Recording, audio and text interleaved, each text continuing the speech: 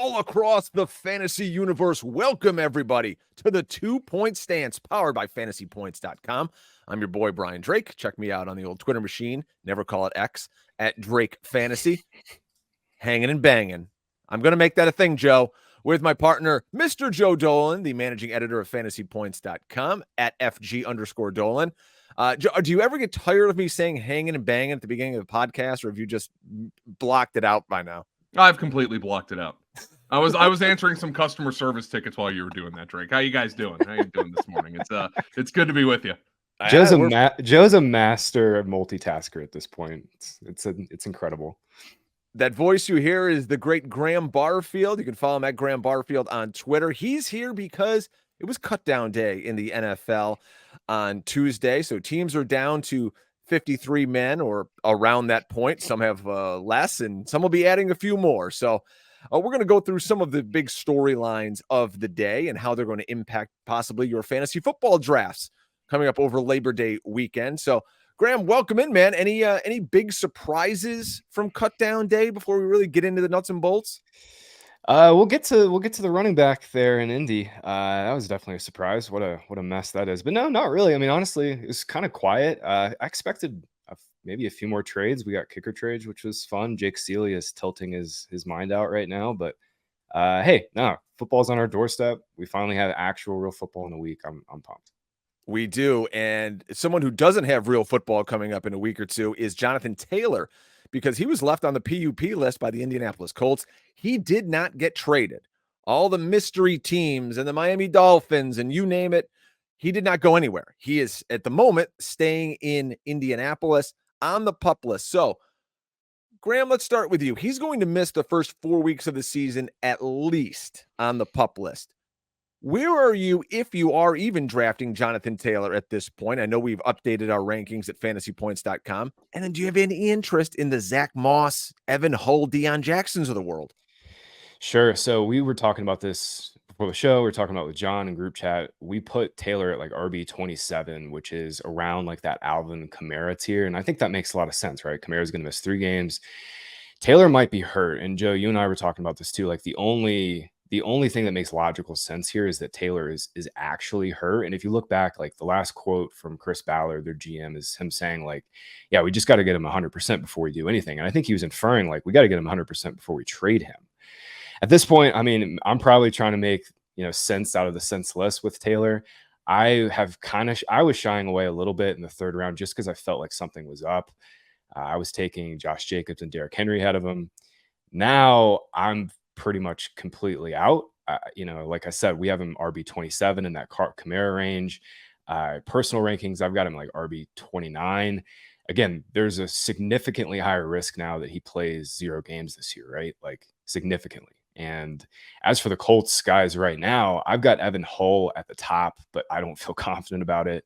I've got Zach Moss. I think Zach Moss is the best runner out of this group. I've got him at 2, and then I've got Deion Jackson at 3 because he's really just like a passing down player. But Joe, they've got to sign Kareem Hunt, right? Like that's going to happen. They got to sign somebody. Look, and let's start to peel back the layers of this onion here, because there are two things at work here. Number one is Occam's razor, and Occam's razor, the simplest and most logical explanation, is that Jonathan Taylor, as you said, is hurt. And if Jonathan Taylor is hurt, then that would explain why the Colts don't want to sign him to an extension. Now, I have said all offseason that I support the fact that Jonathan Taylor, maybe wants to be a revolutionary. He wants to be the William Wallace of running backs, like I totally appreciate that. But if he is hurt, I also get the Colts perspective here. On the other hand, let's look at Irsay's razor. Jim Irsay, and I'm not trying to come out here and say he's a bad owner, okay? Like, it's more like a razor blade on a mirror. Oh, all right. I'm not going to make fun of somebody's addiction problems. So anyway, but the Irsay's razor is, he is a reactionary person who likes to be extremely online. And I wonder if the running backs don't matter stuff just got in the wrong hands. You know, like the genetic science in Jurassic Park got into the wrong hands. You're too preoccupied with whether or not you could that you didn't stop to think if you should.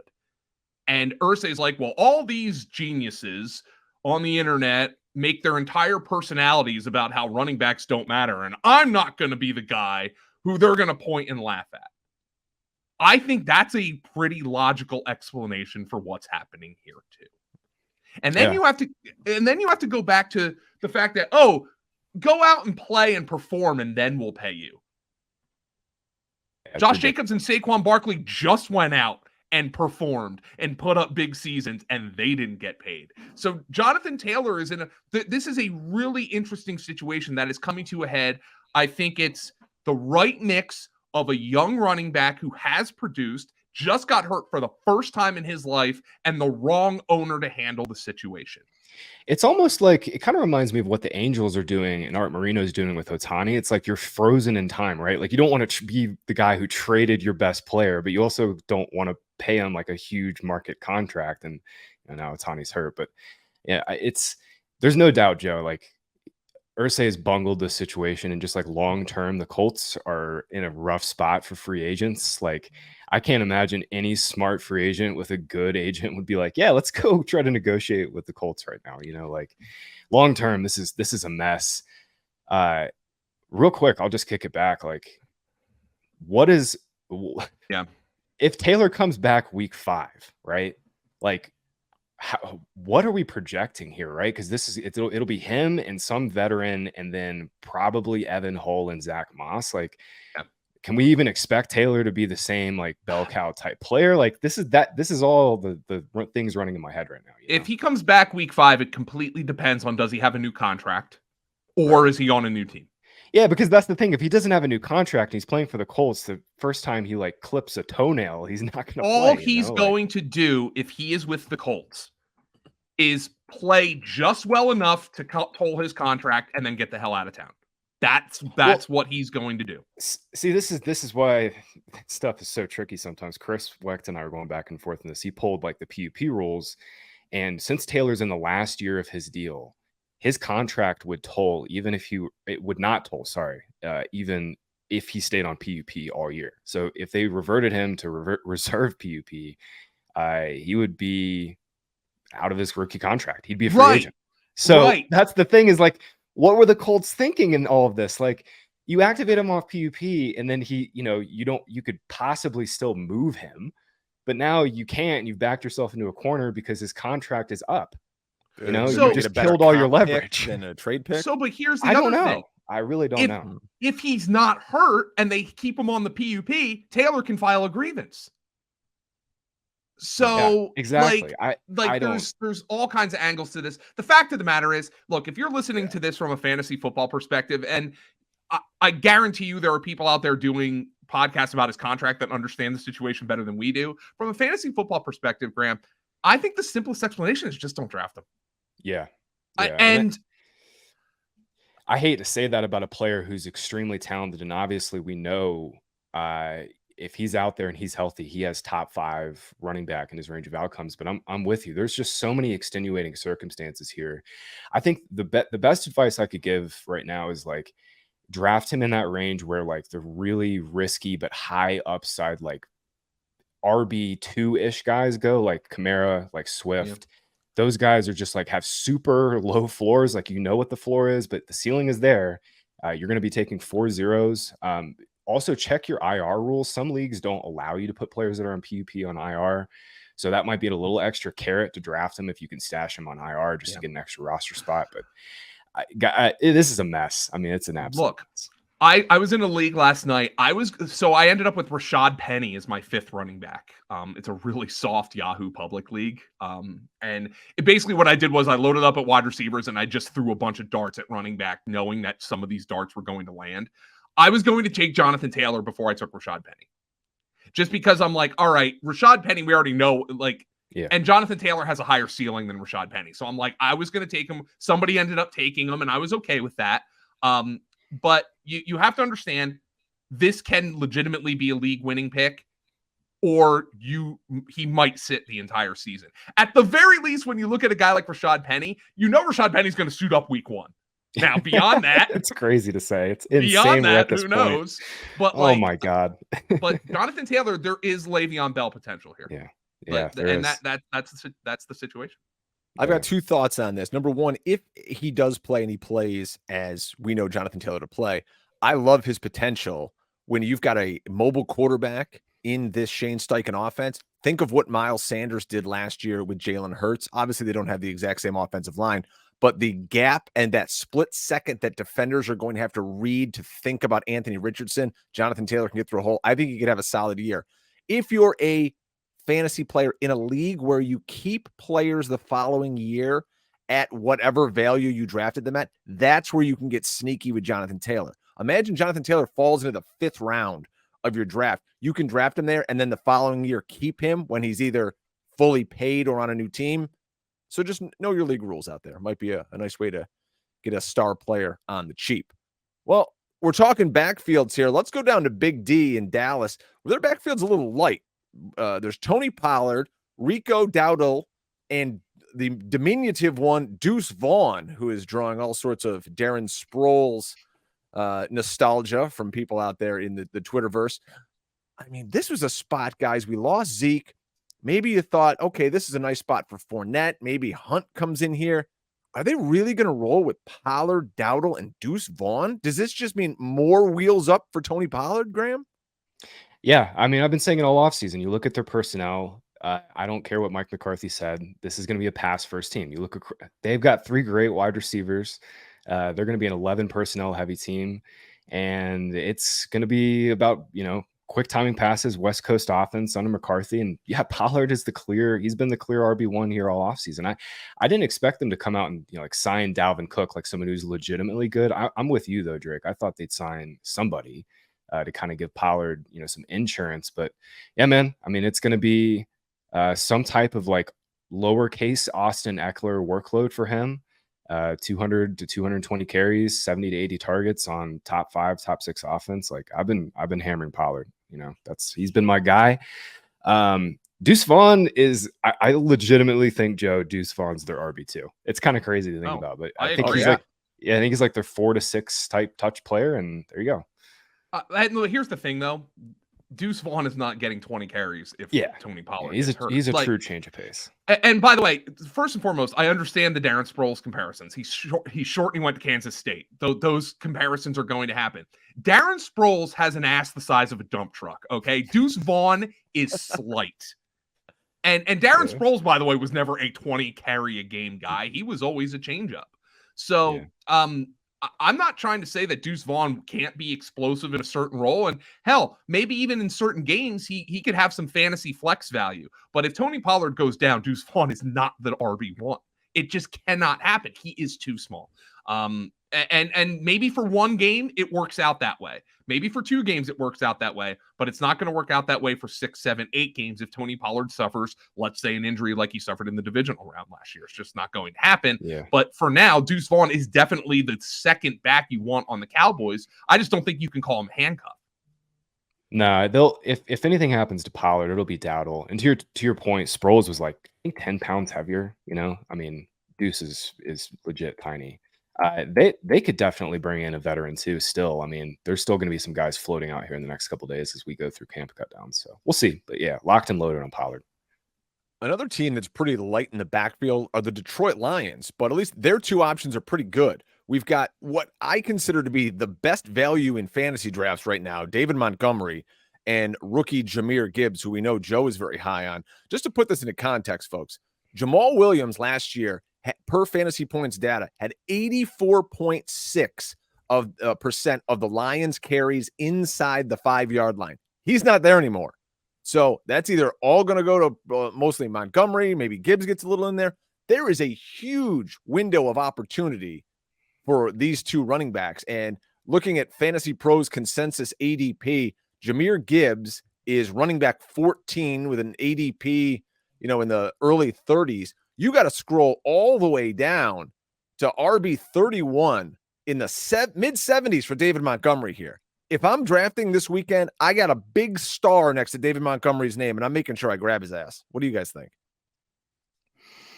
Montgomery's been a value for me in best ball for sure. I like him when I think Montgomery fits like a specific team build. Like if you've got Pollard as your RB1 and you just like need a steady RB2 and you went like superhero running back, I love Montgomery on those types of teams. Yeah, I think he's a solid floor play. Gibbs would need to get hurt for him to like really smash a ceiling, and I think that's why I've been taking like Rashad White and James Conner like clear bell cows ahead of him. But Montgomery's been I think a strong value. I mean, there was a one point in this offseason he was going to like the 8th round. Also on their backfield, like they could definitely bring back Craig Reynolds. They're not going to go into the season with just 2. So yeah, Lions backfield though. Once again, I mean, they're going to be a super productive unit, and I think they're both kind of fairly priced. I've been with you though, Drake. Mostly I've been drafting Montgomery out of the 2. Joe, I know you love me some Jahmyr Gibbs. I just drafted Jahmyr Gibbs. As a matter of fact, I just took him in Edwin Porris's injury-prone invitational super flex league. I took him as my RB1, and I took him in the 5th round. I absolutely goosed Tom Brawley on him too. I saw Tom Brawley take Joe Mixon after him, and I was like, "Oh, I definitely just got Brawley good." and that's a great price. That's a great price. Yeah, it's like so. I got 2 quarterbacks and 2 receivers before I took them, and that's kind of like I love Jahmyr Gibbs. But this is not somebody like when I say I love him, I'm not saying, oh, this is somebody I'm going to go into the 2nd round to draft. I want him, if he's going to be my RB1, it's going to be on a team where I have 2 really good wide receivers. That's going to be the case. And on this team, I have Justin Herbert, Stephon Diggs, Dak Prescott, and a Herbert stack with Keenan Allen. Okay. Then that's where the super flex team, that's where I'm taking Jahmyr Gibbs as my 1. But I just feel like the upside is there where he's just so much more appealing than a guy like Joe Mixon at this point. And I know Scott Barrett loves him some Joe Mixon. Maybe I'm just taking the bait here, but no, I think Jahmyr Gibbs is the type of guy who can be an RB1 PPR on a team where you have 2 really good wide receivers. I'm with you. I've got Gibbs at RB10 and Mixon at RB12. I got ETN at RB11. Rejigging the running back rankings. Gibbs is great in PPR because, like Joe, I think the ceiling is a little capped because Montgomery's going to take the goal line work, kind of like what Drake was alluding to. But like Gibbs could lead all running backs in targets this year easily. Like he could get to 80, 90 targets, and you can get that guy in the 5th round of super flex leagues. It's crazy. Yeah. So, Drake, you mentioned how the Lions are light at running back, and they are. They only how many teams carry 2 running backs, in this day and age. But look at how light they are at receiver right now. Oh, my God. It's literally one guy. It's St. Brown. They're like Jahmyr Gibbs is their 2nd receiver right now. He is. It'll be him or Sam Laporta by target share. Yeah. Yeah. I mean, it's crazy. They're going to go into week 1 with it'll be Amon-Ra playing outside and in the slot. They'll have Josh Reynolds outside. They'll have Marv Jones kind of moving in and out. But like to me, this is all Amon-Ra and Gibbs week 1s through 6, and then they'll get Williams back, and we'll see what he can do. But at this point, he's a total wild card here too. We don't even know if Jameson Williams can play like a full-time role at this point. You know what I mean? Like he's a total wild card, but he could definitely lift the lid to this offense for sure. How about dirt cheap bargain basement DFS throw right here? How about that Josh Reynolds play? If he's gonna be starting, he's gonna play a ton of snaps. He's been a guy. I've been taking him in the 18th round on like Lions stacks. He's gonna play all year. Like he will be a full-time outside wide receiver, legitimate chance for 4 to 5 touchdowns. Jameson Williams is a guy that can't stay on the field for a variety of injuries or issues. Sometimes they're injuries. You mentioned our good friend Edwin Porris, and I want to let you guys know Edwin's got an injury guide for drafting. Now, if you've seen all these Twitter doctors out here, and I know there's a million of them, but who can you really trust? How about our guy, Dr. Edwin Porris? He's a real deal doctor, and he's put together a book here that you're going to want to get your hands on. The Injury Prone Draft Guide and Playbook is what it's called. And it's going to show you exactly how players perform after injuries with a decade of data and historical precedent so you guys can make optimal decisions. There's 40 plus player profiles on skilled players all throughout the NFL with injury history, injury concerns, and there's 10 plus years of data. Okay. This isn't just like something he rolled out of bed with and said, hey, let's throw this out here as a Twitter thread. No, this is backed with data and analytics. You know how we roll at fantasypoints.com. So go over, pick up the Injury Prone Draft Guide and Playbook. I'm going to save you 25% today. Use promo code InjuryProne25. That's InjuryProne25. Save 25% off. There's a link in the show notes. It's injuryproneguide.myshopify.com. I swear to you, folks, knowing about the injury history of some of these players is going to make you a better DFS player, better season-long player, and you're going to be better at your props. So go over there, cop our boys' book, the Injury Prone Draft Guide and Playbook. Injury Prone 25 is the code. Injuryproneguide.myshopify.com. Shout out to our pal, Dr. Edwin Porras. Much better that time, Drake. Yeah, I just made it up on the fly there. If you go back and listen to our last show with Drew Davenport, and thousands upon thousands of you have, looking at the numbers, I may have butchered that slightly. So speaking of another team that basically has no players, the New England Patriots. I was actually thinking about this yesterday, not to besmirch the good name of Bill Belichick, right? Bill Belichick is, in my mind, the greatest football coach of all time. I don't buy in for a second that he's a good GM. I think he lucked into Tom Brady because you can say, oh, well, they drafted Tom Brady. They got him in the 6th round. They could have drafted him 5 other times, and they decided not to, all right? And sometimes lucky things just happen in the NFL. He's never drafted any other good skill players. They've got one quarterback on the roster, guys. They got rid of Bailey Zappi, got rid of Malik Cunningham. Then in their backfield, we're hearing all this talk about, oh, Rhamondre is going to be sharing touches with, Kevin Harris is still there. They, 86 Pierre Strong and Ty Montgomery. He's going to steal passing down work. It ain't happening. It's Rhamondre, it's Zeke, and they apparently only want one quarterback. They're a flag football team. What do you make of this? What's going on here, Graham, in New England? Well, I mean, they gave Zeke $6 million. Rhamondre is going to play, 65% of the snaps. Again, they'll probably bring in a third. They've just drafted poorly at the position. I mean, Pierre Strong, I think, was a poor prospect. Same with Kevin Harris. They just not hit their depth guys, and then Ty Montgomery couldn't stay healthy. We'll see. They'll probably add a third guy. This team, guys, has been one I've been like, I love Rhamondre. I've got him at RB9. I've been taking him, but like outside of him, I have largely been staying away. Hunter Henry, like super late in best ball, has been a guy I've been taking. Devontae Parker, super late in best ball every now and again. Yeah, but you don't want these dudes on your actual fantasy teams. Besides, it's Rhamondre or bust. Yep.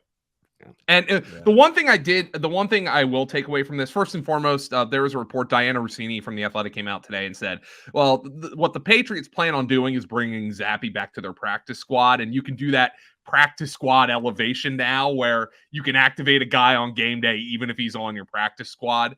But the fact that they cut Bailey Zappi tells you what they think of Bailey Zappi. You're not, if you think this guy has potential to be a good backup quarterback in the league, you're not cutting him. That just doesn't happen. So they'll tolerate him as their backup if he gets through waivers, but they want somebody else here. So this roster is unfinished. As a matter of fact, by the time people listen to this, waivers are going to process. So they might have a backup quarterback. But what this told me was, and this is a really fringe fantasy take, or this is for the real sickos out there. If you have Mac Jones in a super flex dynasty, this solidified his value a little bit for me. It just like, I have him as my quarterback 2 on a super flex dynasty team where Patrick Mahomes is my quarterback 1. And I'm like, this offseason, I wasn't feeling great about that. And now I feel better about it. Like Mac Jones is going to start every game for the Patriots if he's healthy this year.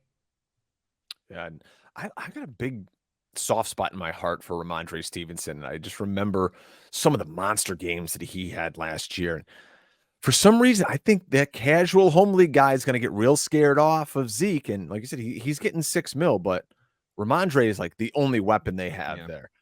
Zeke is stealing touchdowns. It's going to happen. Yep. That doesn't mean I'm out on Rhamondre, though.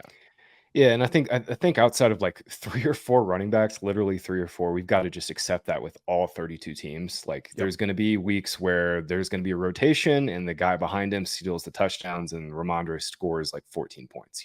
That's going to happen to most guys.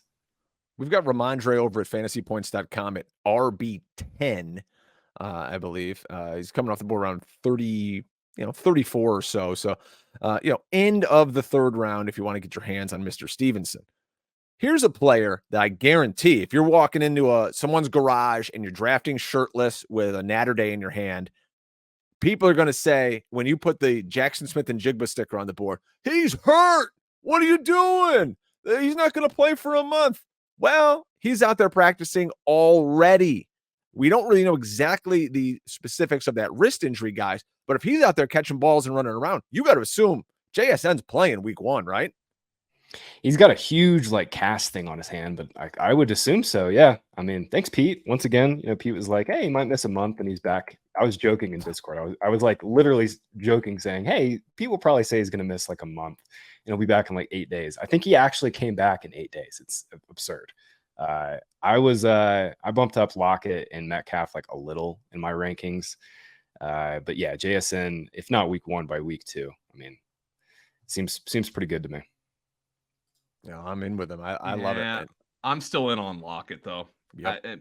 I talked to Michael Sean Dugar for Franchise Focus about the Seahawks, and he was like, he had such a low projection for JSN that it was like shocking to me. Like, I think he had him as sub 50 catches. I couldn't even get there. As a fantasy guy, I couldn't get there. But like, this is a guy who's around the team and knows the team and probably holds a higher opinion of Tyler Lockett than Tyler Lockett is like the perpetually disrespected fantasy guy in the fantasy industry. And then he just catches 80 balls for 1,000 yards every year. But Michael Sean Dugar was like, yeah, well, I said, what would they consider a good season from Jackson Smith and Jigba? And he was like, 40 catches, 600 yards and 4 touchdowns. And, he's coming off a hand injury. Like, it's possible he's more of a second half of the year kind of guy. He is 100% that guy. Joe, you and I talk about this every year. There's always rookie receivers that like by week 8 or week 9, they were kind of like not really giving you much, borderline zeros for the first half of the year. JSN is that guy this year. He really stands out to me in that way. And same with Quentin Johnson. Both of those guys really do. There's going to be a guy in your fantasy league who ends up winning the league with, David Montgomery, Tyler Lockett, and Aaron Rodgers as his quarterback. And it's all, because he showed up to the draft in the 4th round.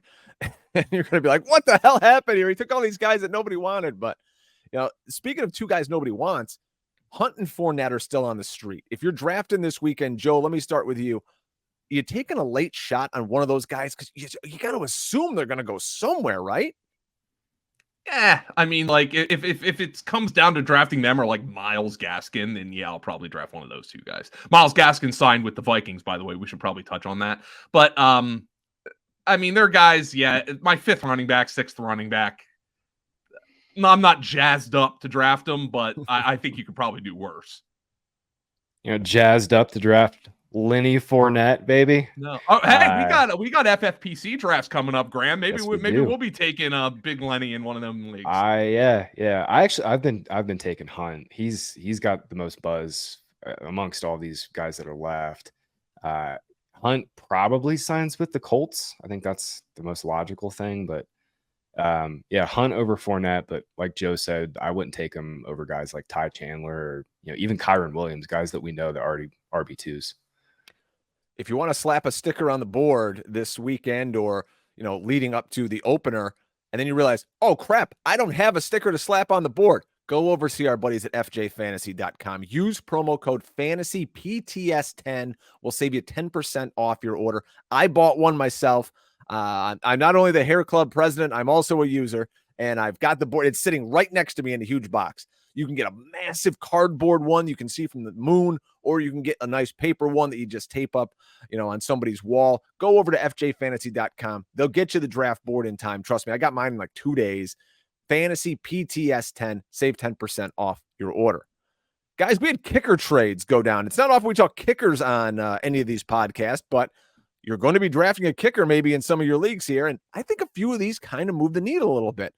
So 3 trades went down. Will Lutz goes from the Saints to the Broncos. They're going to go with rookie Blake Group. I don't really care what his name is. I think it's Blake Group. Yeah. So it's like Blake Bubble Guppies. That's what it looks like how I wrote it. Nick Folk is going to the Tennessee Titans. They're going to roll with Chad Ryland as the Pats kicker. And Dustin Hopkins goes from the Chargers to the Browns. I was surprised by Will Lutz. He's a really good kicker. He's got a big leg. And not that we need to break down kickers here on the show, but if you need a guy, you got a dude with a big leg going to Denver. That offense could stall out a little bit. Jerry Jeudy's banged up. I like Will Lutz in that thin air in Denver. Here's what I do when I draft kickers in leagues where I have to draft kickers. I don't look at the name of the player. I look at the name of the team. And I look at, is this a high scoring team? The one that was most interesting of this was actually Dustin Hopkins going to the Browns, because I think the Browns are going to have the best offense of a team that traded for a kicker. But it also solidified Dicker the kicker, big kick Dick, Cameron Dicker as the Chargers kicker, and that instantly becomes like a top 8 to 10 kicker, because that team's going to score a lot of points this year. So that's what that says to me. Like, a lot of high stakes places use team kicker, and that's how I draft kickers. That's how I look at kickers. It's a team. Fans are so much more, and should be, fans of teams are so much more invested in who the kicker is than I am. Yeah, Joe, we want kickers on good offenses, but offenses that aren't too good. Like, we need some stalling out. Dicker the kicker is one of my guys. It's my favorite kicker. Yeah, Dicker the kicker is one of my guys, and I love Jason Myers again. Seahawks are perpetually never super aggressive on fourth down. Like, they're going to be a good offense. So Jake Elliott's one of the best kickers in the NFL, but the Eagles score a ton of touchdowns, and they always go for it on fourth down. So Jake Elliott was like 17th or something last year. Yeah, points, so. And like, now that guy can kick from 65, but like, the Eagles only attempt field goals if they have to. So like, that's that's what you got to look at. Another guy I love. We're giving a kicker advice here on the show. Jesus Christ. Riley Patterson, kid out of Memphis. He's going to kick for the Lions this year. If you need another guy super deep, and we're digging deep here. You know what else is digging deep? Arizona. Like, there's nobody. This is a high school team. The tank is on for the Cardinals. Kyler Murray's on the PUP. I tweeted out, Kyler Murray never plays another game for the Arizona Cardinals. This is Caleb Williams' time. 1 year from now, we're going to be talking about him and the rookie drafts and how he's taken over the Cardinals here. They're rolling with rookie Clayton Tune, who they got in the 5th round, and Joshua Dobbs, who just rolled into town last week. So you've got a terrible offensive line, a defense with nobody on it, and you're rolling out total scrubs at quarterback. I don't really care about the quarterback as much, but what do you guys think now with James Conner, Hollywood Brown? I mean, do you want any part of these guys, Joe? Somebody's got to touch the football, and they're going to be playing from behind. If you want to know how freaking bad the Cardinals are, they're 7-point underdogs to the freaking Commanders in week 1. Commanders defense, book it. Yeah, and then some real DFS sickos are going to fade the Commanders defense chalk and play a Dobbs Hollywood stack. I gotta get those in your 150s. Yeah, you gotta get those in your 150s. Hey, by the way, Josh Dobbs played pretty good last year, and Drew Petzing was on that staff in Tennessee. And they pulled him off the waiver wire, and he played on 2 days. Josh Dobbs is starting week 1. Like, that's happening. He can run around a little bit. I quite frankly, I feel better about the Cardinals offense with him than I would have with Colt McCoy. Well, that's the thing, Joe, is one of their best beats, a guy's name is Johnny Venerable from, I think he does the Cardinals podcast or whatever. He's been saying that McCoy has been dust, like absolute dust in practice. Yeah. He's not throwing the ball. And like, obviously he got cut. So, I mean, so it makes I see it the same way as you. Is like, this team's gonna stink, but like, Connor is the clear RB1. They're just not gonna sign somebody like Marlon Mack. They signed Marlon Mack off the street. He popped his Achilles. They have Corey Clement floating around. I guess Keontae Ingram will be there too. We'll see if they sign somebody. Clement got cut. Yeah, exactly. I mean, Clement wasn't gonna make the team. Tyson Williams didn't make the team. Like, they could definitely sign a running back here in the next couple of days. I actually view it the other way. Like, if you're going into the season without a veteran and you're just going to roll with Dobbs, Kyler's playing week 5. Like, this team is going to be 0-4, Drake. They're going to be 0-4. They're going to get hammered week 4 by the Niners. And then you look ahead, they are underdogs in every single game by 2 or more points. Like, they're going to be 0-4, and they could easily lose out with Kyler. And logically speaking, there's no incentive for Kyler to sit, right? Like, he just got the huge contract, and if Arizona's truly out on him, he's going to want to prove himself, right? He's going to want to prove that he can play in the league and get a starting job somewhere else. Yeah, secondly, the Cardinals are going to want to make sure that they can get trade value out of him. Kyler's trade value has never been lower. So you got to play Kyler. You've got to make sure that, like, he can keep up his trade value and you can move him. I don't see, Graham, I don't necessarily buy that part because now if Kyler comes out and plays reasonably well, yes, that's going to increase his trade value. But look at what Carson Wentz was traded for in 2021 after a disaster season. Like the Eagles got a first round pick for him. So quarterbacks are always going to ACL. and how many teams would be able to talk themselves into Kyler Murray this offseason? Quite Washington, a few, I would say. Minnesota. Yeah, depending on how Sam Howell plays, of course. But but you can see there's going to be so many teams that are going to be able to talk themselves into Kyler Murray. Kyler Murray is I don't think I'm saying anything controversial, whether it's in Arizona or somewhere else. Kyler Murray is a starting quarterback in the NFL next year. I think that goes without saying. More trade news, by the way. Again, I don't want this podcast to be expired on the shelf by the time it gets out there. I don't know if you guys have been following your timelines while we've been recording this podcast. Yeah, I saw it. Stephen Holder, who covers the Colts for ESPN, said the Packers were the mystery team in on Jonathan Taylor.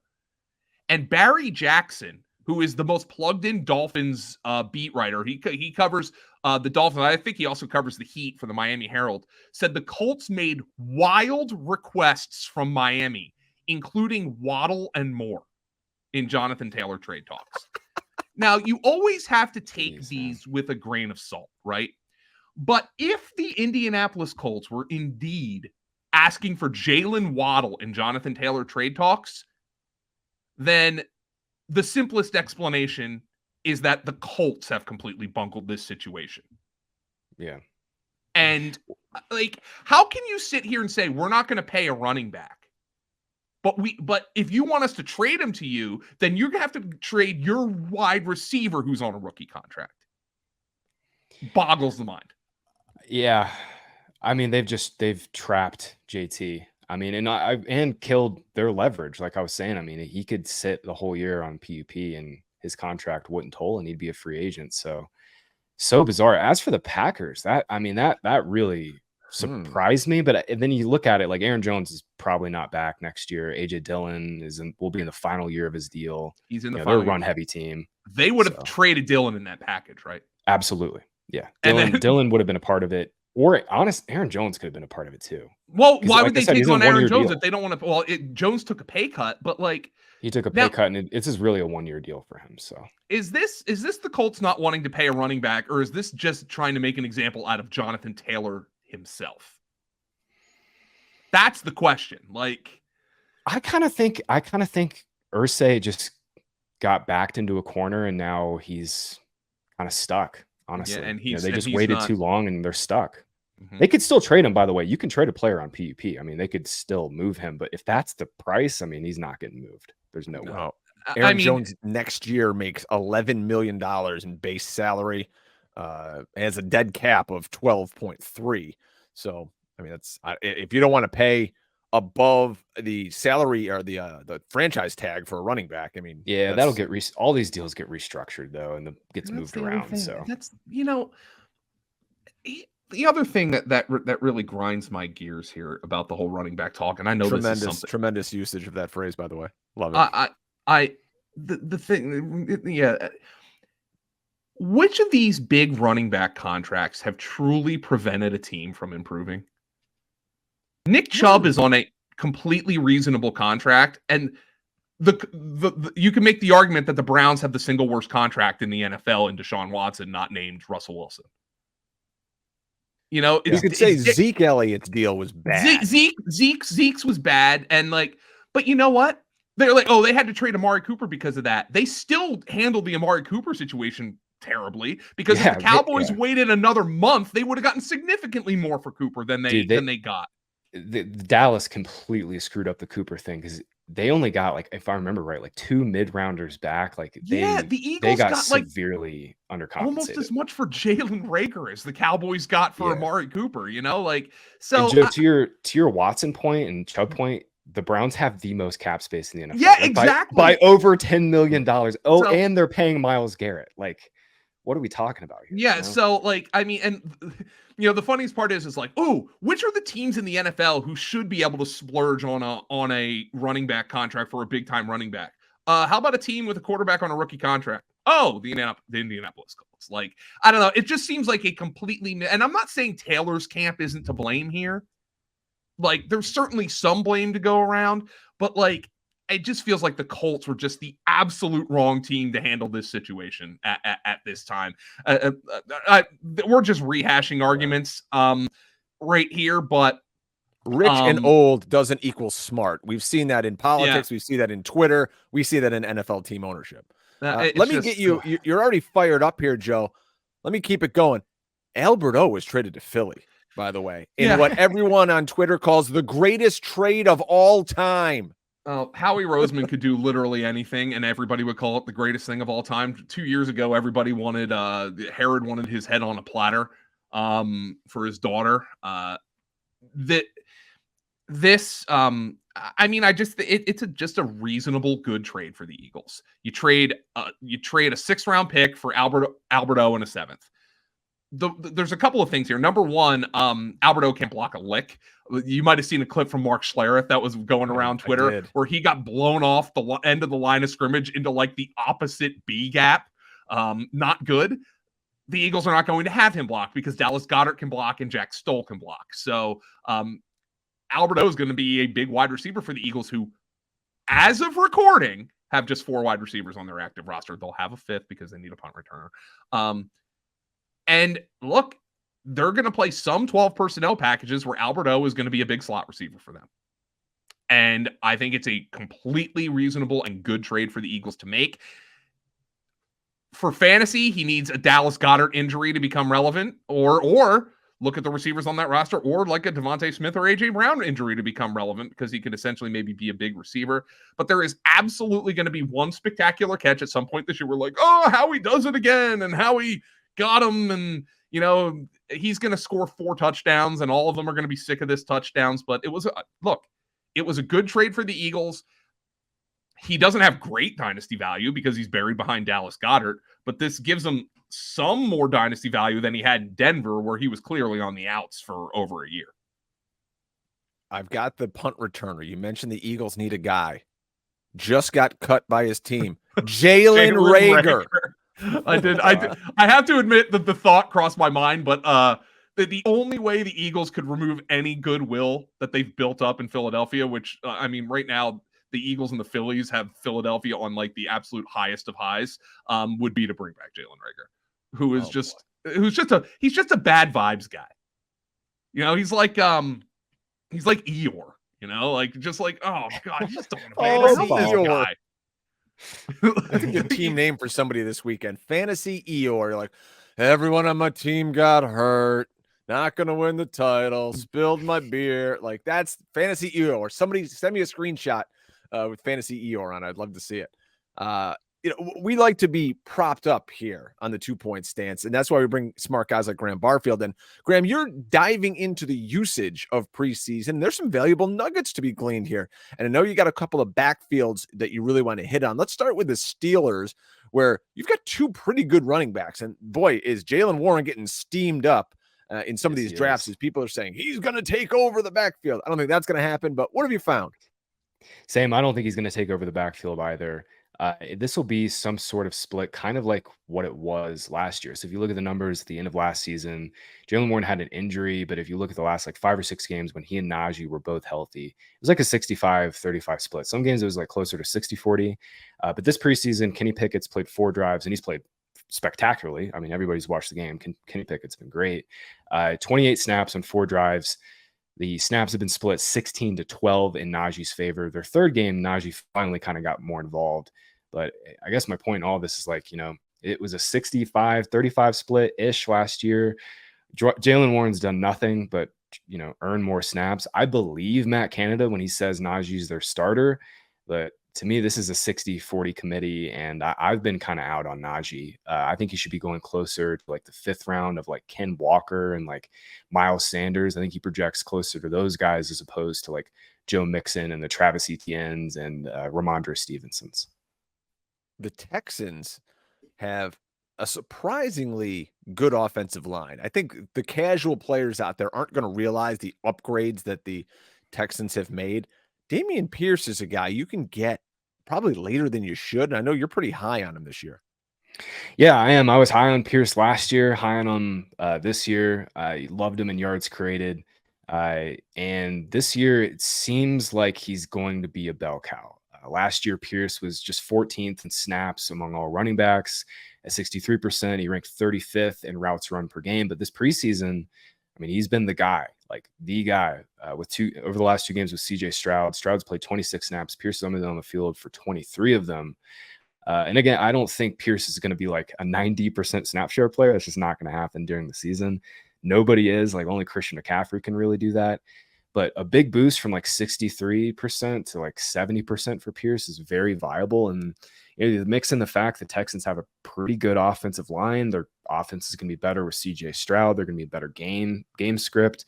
And Dameon Pierce is awesome. I've been in on Pierce. I almost moved him over Najee in my rankings. I think I will. I'll probably just make that final call this afternoon. Najee's workload to me has just looked worse and worse. Pierce's has looked better and better. And I think, frankly, Pierce is a better running back. Tank Bigsby is a guy who has, he's coming off the board on Fantasy Pros consensus ADP RB 46 right now. But boy, the vibes in the preseason are just so good. You noted in your article about his fumble, but it was a goal line carry. I don't think that's going to matter too much. There's a lot to like about Jacksonville this year, but there's going to be questions all season long. We're going to be battling ETN. Can he catch the ball? Can he get the goal line? Is Bigsby going to get a better role? What do you think? Well, we're dealing with like tiny sample sizes with all of this. Lawrence played just 38 snaps this preseason, but ETN outsnapped Bigsby 26-10.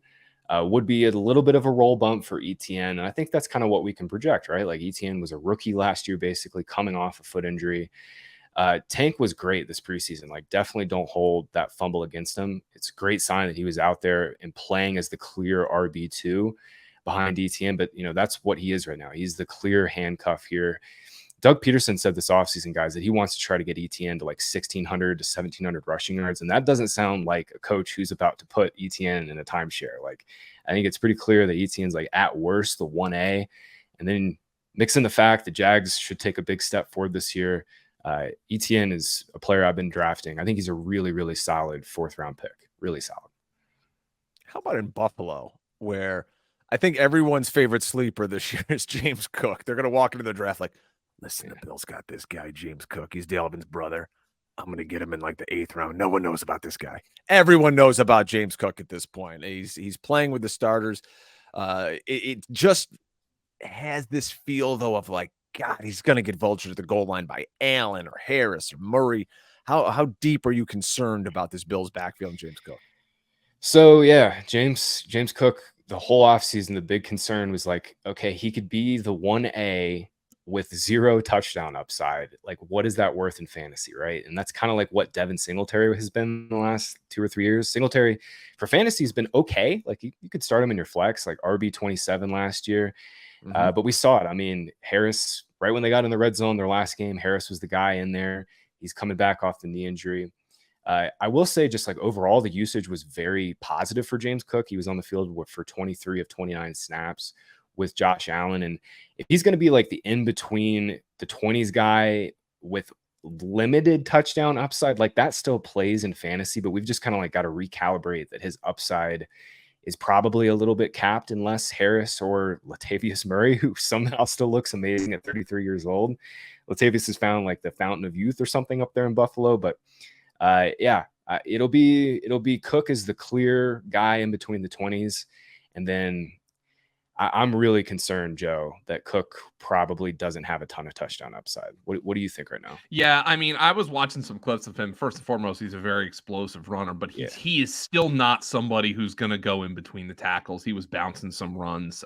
I do think that's the problem. And look, I'm not trying to say Damian Harris has extreme touchdown upside, because though I think they want to take some of that off of Josh Allen's plate, it's why the Eagles aren't going to stop running the Jalen Hurts sneak, because it freaking works. Josh Allen works as the goal line back. So you score touchdowns, and That's the first part of the situation. And then if you're like, all right, we need to figure out how to score touchdowns with somebody else, then you figure that out later. But Josh Allen remains their goal line back, and I think will remain their goal line back. Maybe they pull back on that a little bit with Damian Harris, who is a proven touchdown scorer. But I agree with you. Not a lot of touchdown upside for James Cook unless he's scoring from outside the 10-yard line. What if I told you guys that there is a starting running back in the NFL that you can get at RB 32? There's 32 teams in the league. So there are, every other running back in the league is going before this guy. Graham, it's Khalil Herbert. Khalil Herbert, who, okay, he's been hurt a time or two. But boy, when he gets the ball in his hands, he's electric. And nobody wants to draft him. What's going on? Dude, he is electric. He's awesome. I mean, last year, according to Fantasy Points data, he ranked third in yards after contact. Only Rashad Penny and Tony Pollard were better. He was like sixth or seventh in missed tackles forced. He was really freaking good last year. He didn't force like a true like 50-50 timeshare with David Montgomery. He had a slightly different role, but like the small sample was there. Like Herbert was great in college too. And this preseason, he's been Justin Fields' guy. Fields has played 20 snaps. Herbert's been on the field for 14 of them. And what we saw, Drake, in the last game, Roschon Johnson was actually on the field as their RB2. He came in on the field on 2 third downs, and there were 2 obvious clear passing situations. So to me, Foreman's like the insurance on Herbert. He's the like handcuff to that role. And then Roschon will be like kind of the spell, change of pace, passing down guy. But Herbert has screamed up my rankings. I've bumped him ahead of Isaiah Pacheco. Those guys are kind of the same player in a sense. Like they're the early down guys on their offense, but I think Herbert probably has a more valuable role because the guys behind him are not as good as, Jerick McKinnon and CEH behind Pacheco. So yeah, I bumped up Herbert a lot. Talent's there. Role is going to be there. All the Bears beats have been saying like, yeah, he's the clear 1A, like he's their lead back until he loses it. And I don't think he's going to lose the job this year. Man, that is a just big meat sandwich of fantasy, just slapped all together. Guys, before we get out of here, do you have any big drafts this weekend? Anything you're looking forward to? Maybe a home league with your pals or anything? Joe, let's start with you. Anything fun for this final draft weekend? I actually love, here's the thing is like the whole Twitter thing is I don't care about your fantasy team. I'm here to care about your fantasy team. And I've got I was asking Tom and Graham what their draft schedules look like. So here's the deal. Tonight, I'm going to watch the Justified finale with my wife. So I don't have any drafts tonight. She goes to bed before Justified's on at 10 p.m. So we have to push that to the next day. Number 2, tomorrow, me, Graham, and Tom are running back 3 bros. We have an FFPC draft tomorrow night. On Sunday, I have 2 drafts. I have my hometown league and then my longest running league with my college newspaper buddies. On Monday, Graham, and Tom have a second 3 bros FFPC draft. And then on Tuesday, I have a draft with my sister and my brother-in-law. So I am loaded up here. I am beamed up. I'm gonna have to get coffee in my veins and get energetic. Me, Graham, and Tom, we're excited for those FFPC drafts. I can't wait. Oh, by the way, go to stream those. Use code POINTS at FFPC, and you're going to get $25 off your first entry. So there you go. Yeah, some big money in those FFPC tournaments. We always try to do a couple big tournaments, try to take down a big prize. We finished, what was it, Joe? Like top 10 in the primetime in FFC 2021. We spent like 12 grand, all 3 of us. Yeah, despite the fact that we literally didn't have a quarterback in the playoffs. Yeah. I know we had Lamar, Debo. Lamar got freaking hurt. Yeah, and then gastritis or whatever it was. Who then got COVID, and we didn't have a quarterback in the playoffs. That killed us. Yeah, I have my longest running draft. My home league runs tonight. I have been in this league, guys, since I was in 6th grade. Wow. I've been drafting this league for like 15 years. It's crazy. So I'm pumped for that tonight. Yeah, a lot of high stakes leagues. This is the week, man. This is my favorite week of the year for fantasy. It is. Like we said, if you still need a draft board, we can help you out with that, guys, and we'll save you some money. FJFantasy.com. Use code FantasyPTS10, and you'll get 10% off your order. I've got the 18th year. We're legal now in the Alcoholic Haze draft here in Syracuse. All my old frat buddies and softball bros. So that'll be a good time. The 10-year anniversary of my one and only win in that league, as we call it, the only league that matters. God damn, I got to get another. I got to get that belt back, guys. That's a tough one. When all your buddies like, don't you do fantasy podcasts? How come you don't win this league more often? Shut up. That's what I say to you guys. I'm sure you get that a lot from your buddies, right? Oh my God. It's the worst. I haven't won my longest running league since 2008, which was the year before I entered the fantasy industry full time. Wow. Yeah. Now this year I have it's a 14 team league. I have 2 keepers. The keepers are my first and second round pick. It's Jamar Chase and Tyreek Hill. I had to keep my first, but those draft boards, those 14 team keeper draft boards are always wild when you look back at it. There's going to be guys going in. You look back last year, like Sky Moore was a 5th round draft pick in that league. Like it's wild. It's going to be a really tough draft for me to navigate on Sunday night. There's no doubt about that. Yeah, and if you need a draft cheat sheet, FantasyPoints.com. We got cheat sheets for full PPR, half PPR, standard, 2 quarterback, auction, you name it. It's over there. You can make custom cheat sheets at FantasyPoints.com.